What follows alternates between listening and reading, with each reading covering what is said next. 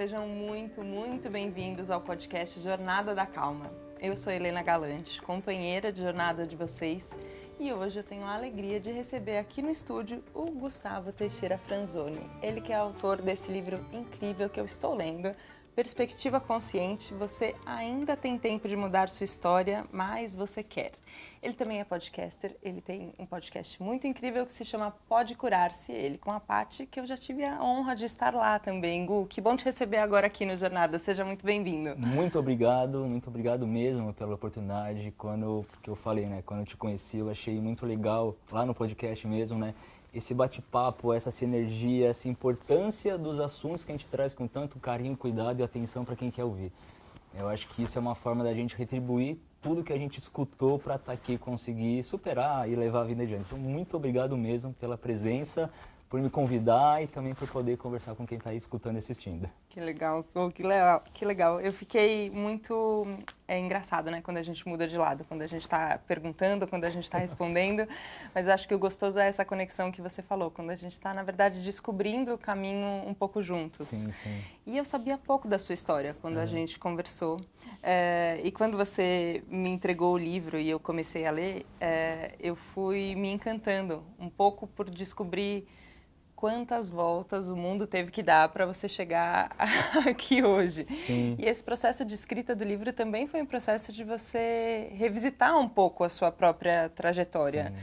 Quanto para você é importante isso? Comunicar, falar e escrever para até dar conta de tudo que aconteceu? Eu acho muito engraçado que quando eu estava no colégio, quando eu ia falar, eu gaguejava, eu travava. Ficava nervoso e travava. E aí eu quis, não sei porquê, mas eu queria superar esse trauma. E na faculdade, eu sou formado em publicidade e propaganda, eu falei, deixa que eu apresento, eu vou gaguejar, mas vou apresentar. Certeza, Gustavo? Sim que eu quero. E aí nisso comecei a superar esses meus traumas de gaguejar e aprendi com o tempo a me comunicar. E eu acho que isso foi realmente a importância para eu conseguir dar voz a esses assuntos que a gente tem que conversar. E o livro foi extremamente importante. Eu acho que todo mundo precisa escrever, não precisa nem publicar. Mas Sim. Você escrever a sua história, você encontra padrões que você segue, que você precisa mudar. Você vê o quão forte você é perante tudo que você passa. E para mim não tem história maior ou menor. A sua história é mais importante porque é a sua, que você sente na pele, aquilo que está latente em você. E eu acho que esse livro foi muito importante para me conectar com o Gustavo e descobrir quem é o Gustavo. Tanto que o livro, isso eu já posso dar um spoiler já. Você está lendo ainda? Estou lendo, mas... Começa com uma pergunta e o livro acaba com uma pergunta. Tanto que eu acabei o livro com uma pergunta e aí na hora de definir a capa, eu falei, a capa também tem que ser uma pergunta.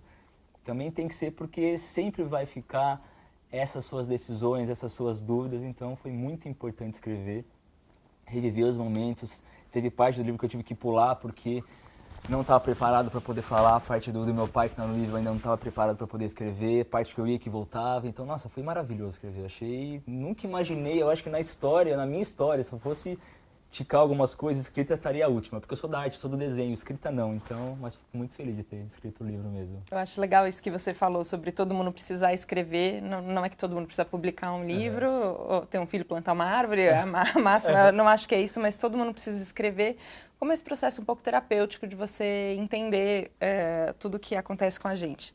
Mas você falou que você é da arte, você é tatuador, claramente gosta de tatuagem, estamos aqui um pouquinho. Você estava me contando também que a arte do livro, toda a arte você fez e foi trabalhando tudo. Eu queria começar te perguntando um pouco sobre essa forma de expressão, porque ela para mim é muito distante. Eu tentar desenhar qualquer coisa vai ficar muito difícil, eu não consigo me expressar, eu não consigo nem entender, mas ao mesmo tempo eu gosto muito.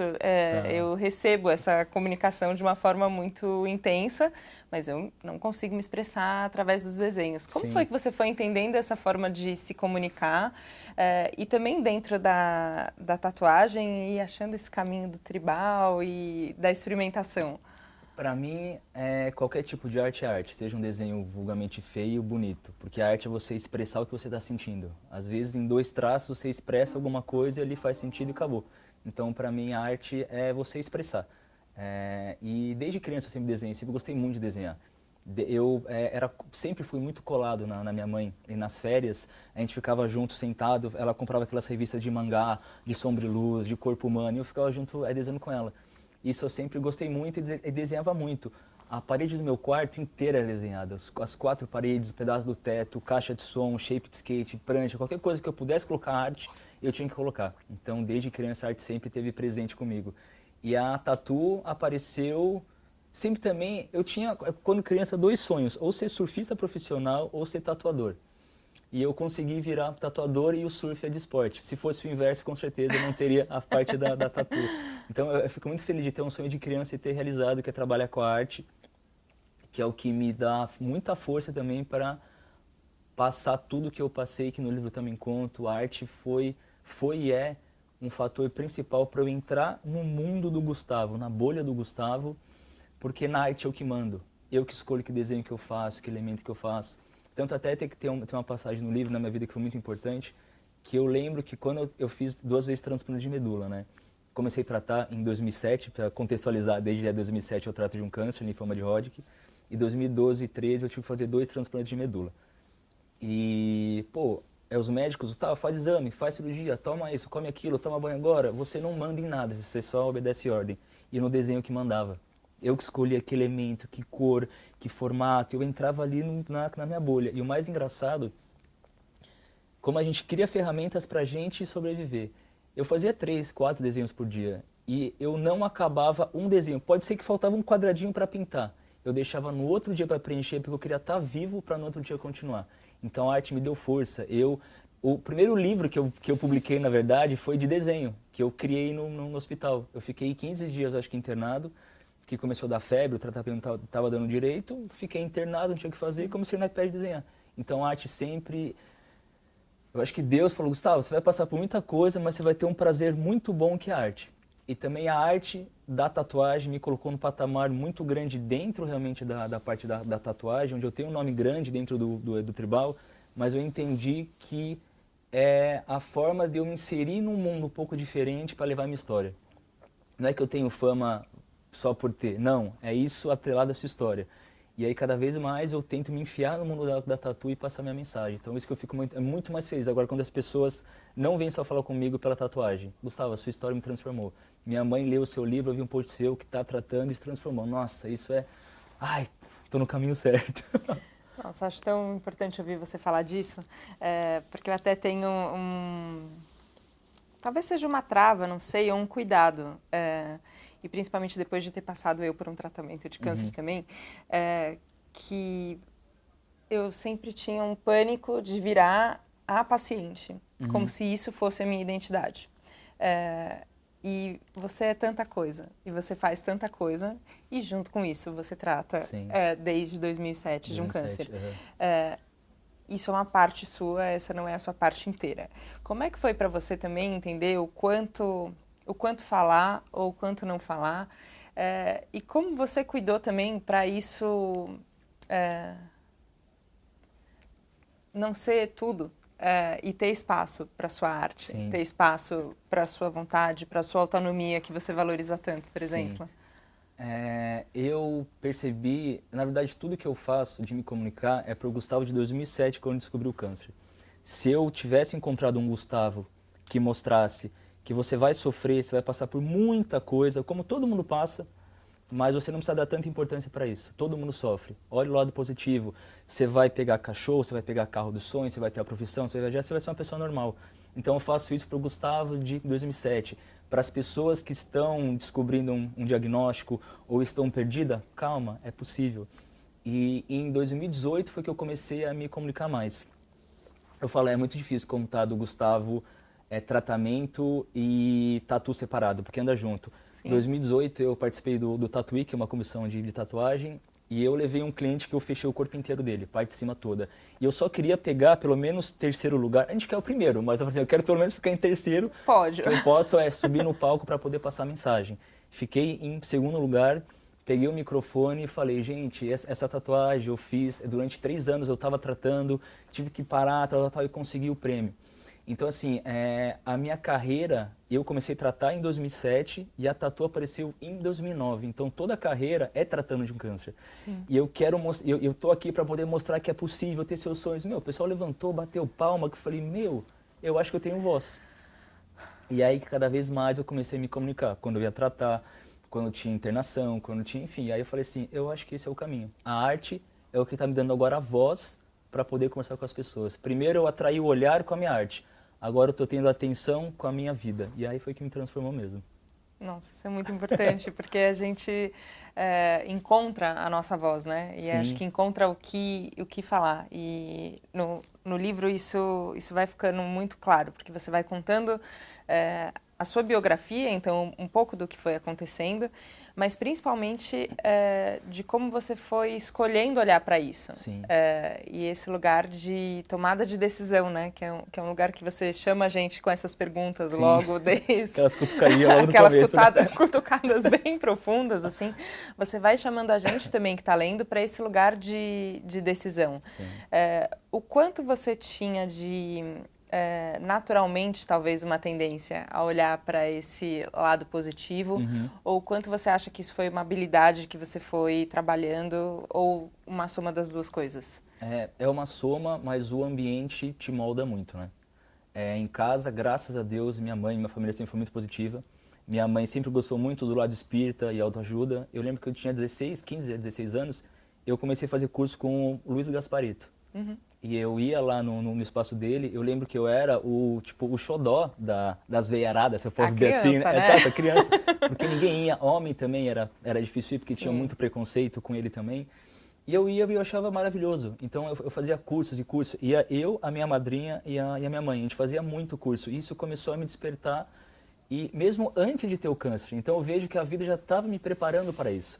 2007 foi que eu comecei a tratar, mas há uns 2 anos antes eu já estava frequentando, lendo algumas coisinhas ou outras, então isso foi o que me ajudou realmente a ter esse começo de mentalidade. E aí depois eu vi que eu tinha que buscar algo, porque senão sozinho não dava.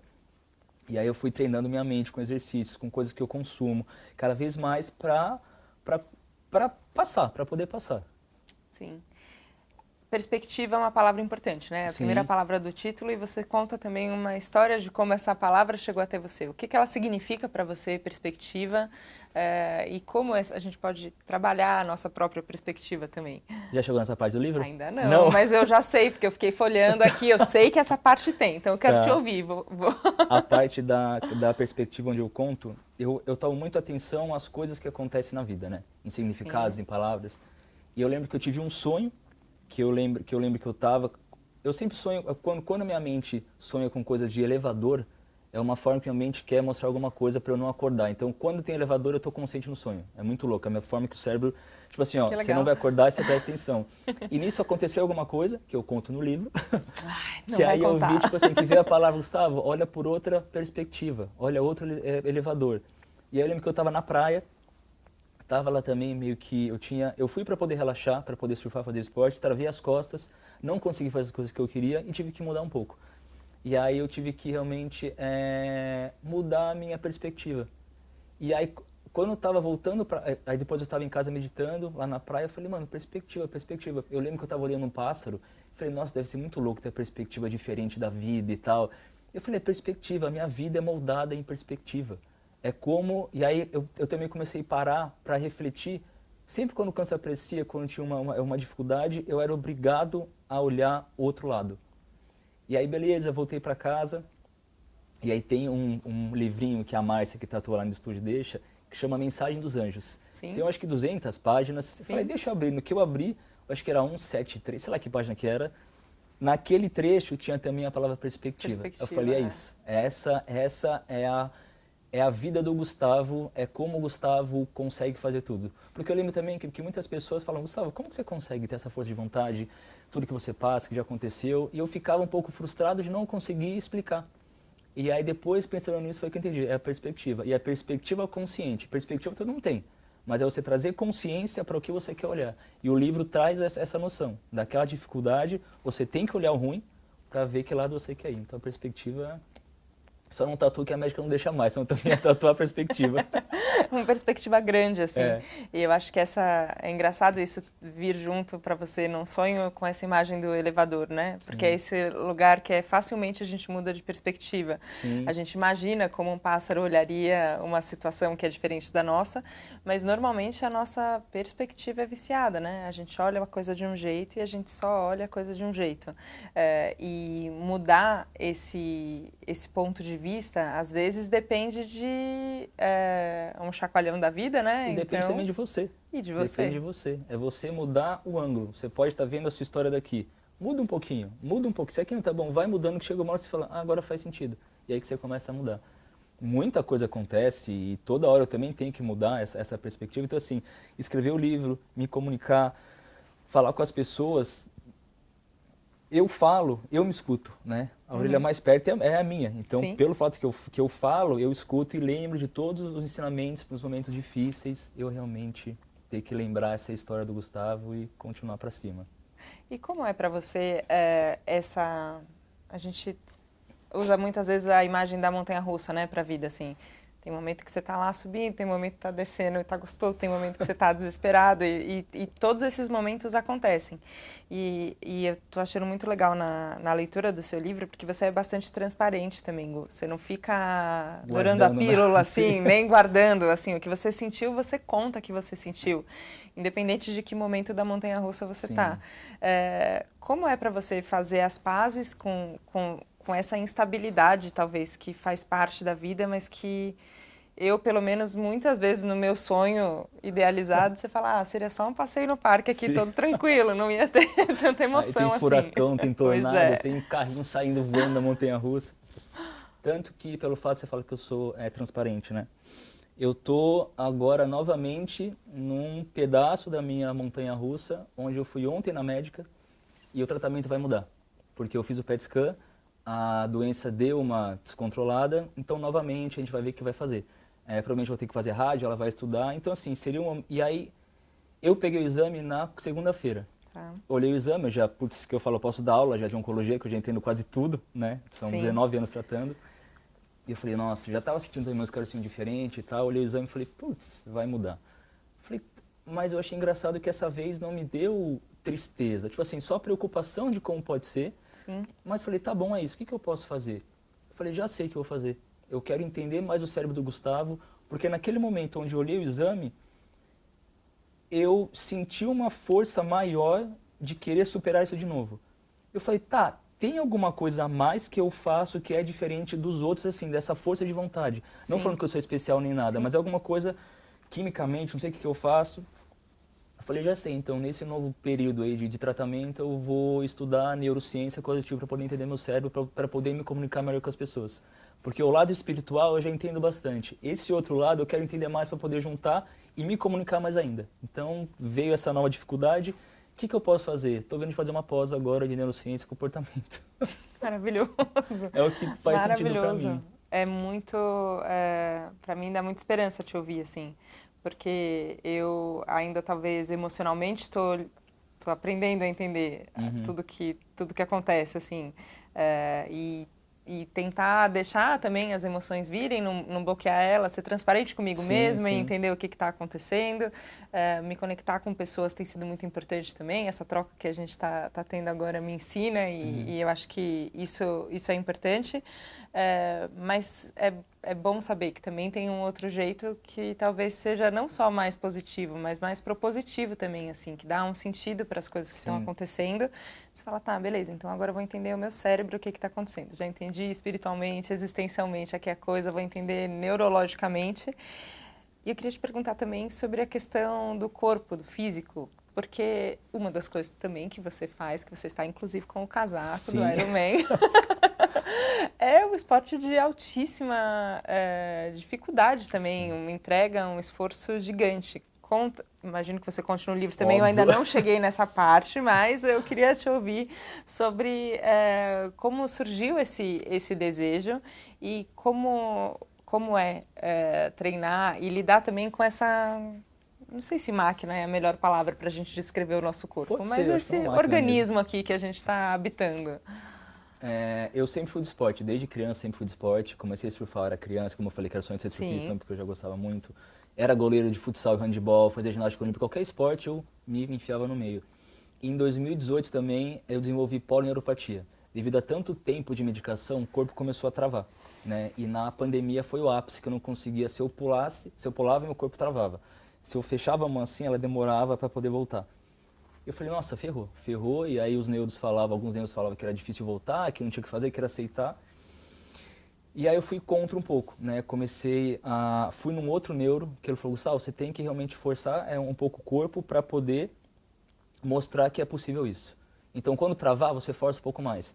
E aí eu comecei a fazer pilates, acupuntura, RPG. Foram, acho que 2 anos e meio para eu conseguir mudar um pouco também da alimentação, para conseguir deixar o corpo bom, para depois começar a treinar. Comecei a treinar normal e aí caí meio que de paraquedas no triatlo, tanto que foi quando eu conheci a Paty, que eu comentei, que a Paty ela também é triatleta, medalhista pelo Brasil nos Jogos Olímpicos de Transplantados. Estava no HCOR fazendo exames, escutei o nome dela e aí entrei no triatlo.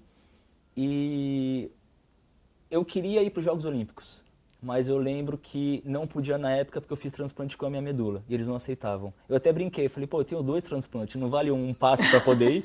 Só, não pode. Beleza, eu falei, tá, para mim o ápice era ir nos Jogos Olímpicos. Comecei a fazer as provas, comecei a subir os treinos, falei, eu acho que é possível, acho que dá para poder fazer um pouco mais. Conversei com a minha médica, que eu queria fazer o Ironman, o 70.3, não é o full. Ela falou que não, mas ela me conhece, ela sabe o que eu ia fazer, que eu ia treinar, porque ela sabe que é o que me deixa bem. Conversei com a minha assessoria também, com a DLB, e eles falaram, Gustavo, vamos então acompanhando tudo, exame de sangue e assim por diante. Foi difícil porque conciliar treino longo com tratamento, eu perdi muito treino longo por causa da imunoterapia, que às vezes ficava um pouco cansado, final de semana eu não ia forçar muito, mas consegui fazer a prova. Foi tipo horrível a prova, tá? Foi horrível. É terrível? Foi porque eu não estava muito bem preparado. Entendi. Mas me deu uma mentalidade surreal. Porque eu lembro que eu quebrei logo no começo da bike. E aí eu nunca tive isso. Eu comecei a ter síndrome do pânico. Porque eu achava que eu ia ficar no final nos túneis parado, ninguém ia me pegar, ninguém ia me encontrar. Todo mundo me passava, não via mais ninguém em volta. Eu falei, mano, eu tô sozinho e eu vou ficar aqui preso. Tipo, Gustavo, quieto, você não tem isso, continua pedalando. E aí eu lembro que a gente pedala 1,9 km, a gente nada 1,9 km, pedala 90 e corre 21. E a transição que a gente faz é na USP, né? A gente corre, dá 3 voltas, 7 km. Eu lembro que quando estava chegando, eu falei, não quero mais fazer isso, eu quero provar isso pra quem? Eu tava esgotado, com dor no rim, falta de...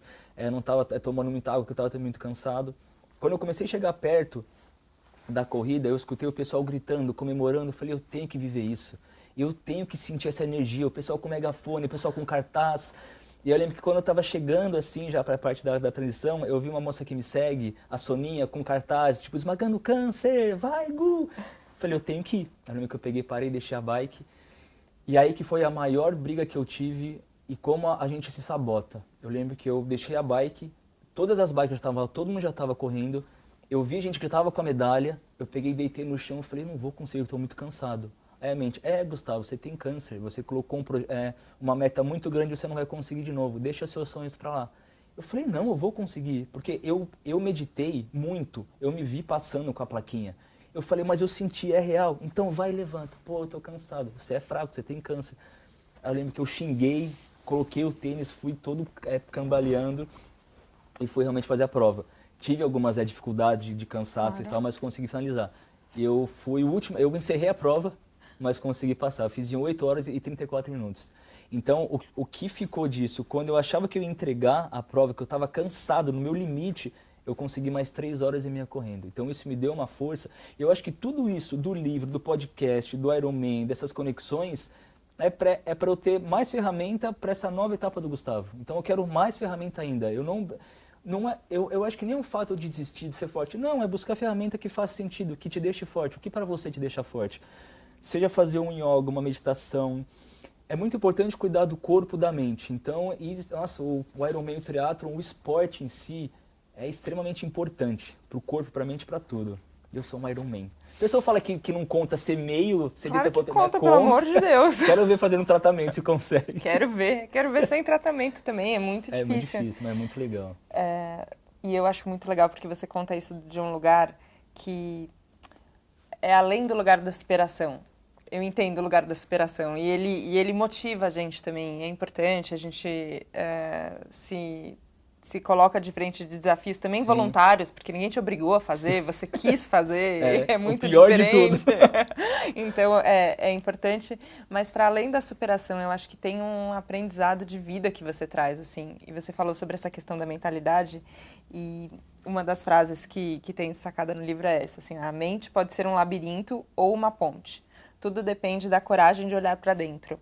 E eu fico pensando que você tem esse exercício muito grande de olhar para a sua própria mente, né? De olhar para esse labirinto que às vezes vai colocando a gente, fala, nossa, vai estar errado, ninguém vai vir me buscar e eu tô aqui sozinho.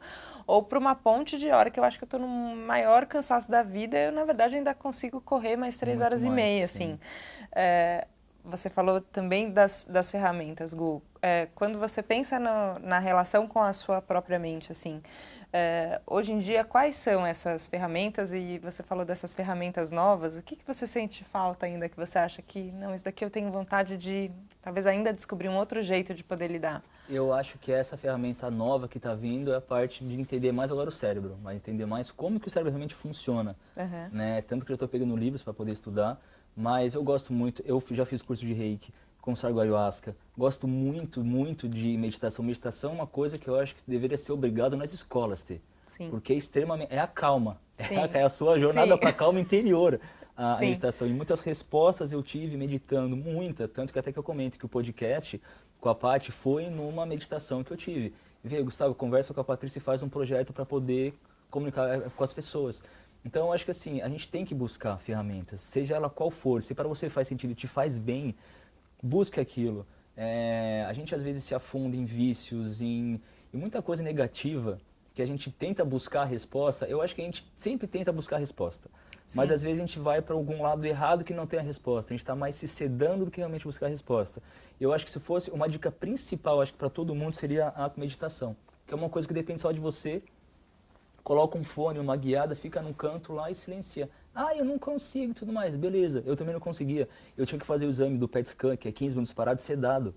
Hoje eu consigo ficar 2 horas, às vezes até 3 horas quieto lá meditando. Tanto que eu meditar, me deu trombose. Pra você ter ideia, que eu fiz 42 dias num preceito, ficar tanto com a perna cruzada assim, me deu trombose. Ou seja, é bom se mexer um pouquinho Exato, também, pelo menos um pouco. Então tudo tem o lado bom e ruim também, né? Mas Sim. eu acho que a parte da meditação seria, eu acho que a dica principal. Façam meditação, porque vocês vão ver o nível que você consegue chegar dentro de você. Impressionante, porque para mim tudo está dentro da gente, né? Tudo passa pela mente para depois ir para fora. Como que você enxerga o mundo exterior é como está o interior. Então tem gente que vê, aquilo que a gente também conversou, que tem até aquele corte maravilhoso seu, como que você vai enxergar o mundo pode estar muito difícil, mas busca olhar o lado bom e ser uma pessoa melhor. E a meditação traz muito isso para mim. Isso, eu vou contar que eu dei uma espiada ali no final do livro, né? A gente faz isso quando dá vontade de começar. E no final eu acho que tem uma sensação que você traz de entrar em harmonia, talvez, com as coisas, né? Quando é uma superação desse sentimento de batalha também e de entrar em paz com você, Gustavo, independente, né? Da doença, do tratamento, do diagnóstico. E isso, inclusive, depois que você escreveu o livro, a vida continua acontecendo, e as coisas continuaram acontecendo. Essa semana aconteceu, e, enfim, novas informações, e tudo sempre continua acontecendo. Essa sensação de paz, ou de calma, como a gente fala aqui, você sente ela hoje mais firme, assim, como se ela te acompanhasse mesmo em todos os lugares, ou ela, às vezes, também é um pouco fugidia, assim, sabe? Ela tava lá e aí ela sumiu e agora, não, peraí, deixa eu voltar aqui para ela. É exatamente isso. Eu consigo voltar mais rápido para a paz. Porque, pelo que eu percebi, a vida continua igual. A vida meio que não muda. Eu sofro, eu choro, eu rio, eu faço coisas que eu gosto, tudo igual. Mas eu percebi que nos momentos de dificuldade eu não fico mais tão preso naquilo. A minha tomada de decisão para a perspectiva consciente e positiva é mais rápido. Então isso eu acho que foi o gatilho principal. Eu até tenho uma passagem no livro, uma coisa que também meditando veio, que o pessoal fala que é do inferno que se vê o paraíso. que você vê a luz, você vê o lado bom. Mas para mim a ideia é a caminho do inferno que você vê o paraíso. Você não precisa chegar lá. Você para no meio do caminho e você sabe que você pode se afundar mais. Então já olha o lado bom. Então eu acho que a minha mentalidade, então isso que eu quero entender, que eu quero estudar, para poder explicar não só no sentimento, com mais às vezes ciência um pouco mais, essas coisas de padrões de hábitos. Em que momento ou o que eu faço que eu consigo ter essa tomada mais rápido. Então acho que é isso. A calma. Eu consigo puxar a calma mais rápido. Quando eu vejo ela ainda, eu já não adianta. Vamos olhar a calma, já puxo a calma, a paz, o amor. E quando precisar eu choro, eu brigo, eu xingo, mas é rápido. Porque aí eu acho que fazer isso você dá espaço ao novo. Se você retém aquilo, você está escondendo. Sim. Você está colocando por baixo. Então assim, tô triste, vou chorar, vou ficar bravo, e depois, tá bom, agora vamos trazer a paz. Então acho que essa tomada de decisão é que eu consigo mais fácil ter essa paz, essa rapidez, não ficar preso naquilo. Muito legal, porque muitas vezes as pessoas associam a calma com o que é devagar. E parece que você tem que ser lento para ser calmo. E, na verdade, às vezes uma tomada de decisão muito rápida é a coisa mais calma e em paz que você pode fazer, né? Sim. Tem um treino de urgência e, para isso, acho que a prontidão, tanto do esporte quanto da meditação e da própria arte também, né? Eu imagino que a hora que tem uma inspiração, a coisa tem que ser rápida, conecta, né? No fim. É isso que você falou, que eu acho também importante o pessoal entender, que o pessoal acha realmente que a calma é algo... Também é, mas você precisa chegar naquilo. E eu acho que quando você está estressado, irritado, buscar alguma coisa que te acalme. E isso pode ser rápido. Então, fazer um esporte, vai correr, vai meditar, vai desenhar, vai fazer alguma coisa que traga essa calma para você. Então, assim, essa vontade da calma tem que ser rápida para depois você conseguir ficar calmo.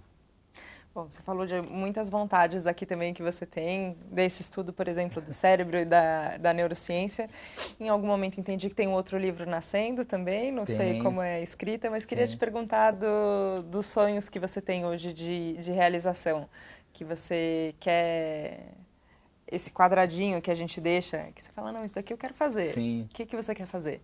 Eu tenho muito uma outra passagem, eu conto todas as coisas que eu conto, também tem um livro, né? Mas teve uma passagem que eu tive 1% de chance de reverter um quadro, né? Tava tomando morfina, eu fiquei com mucosite, ficou em carne viva da boca até o ânus, eu tomei muita medicação, nossa. E eu lembro que eu tava morrendo mesmo, né?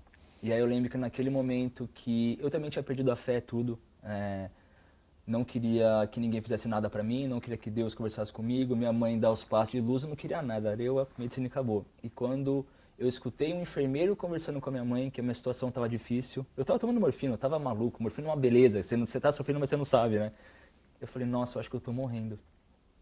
Putz, olhei pro meu corpo e falei, nossa, eu tô muito magro, eu tô aqui há tanto tempo, para ficar 4 dias, tô quase 20.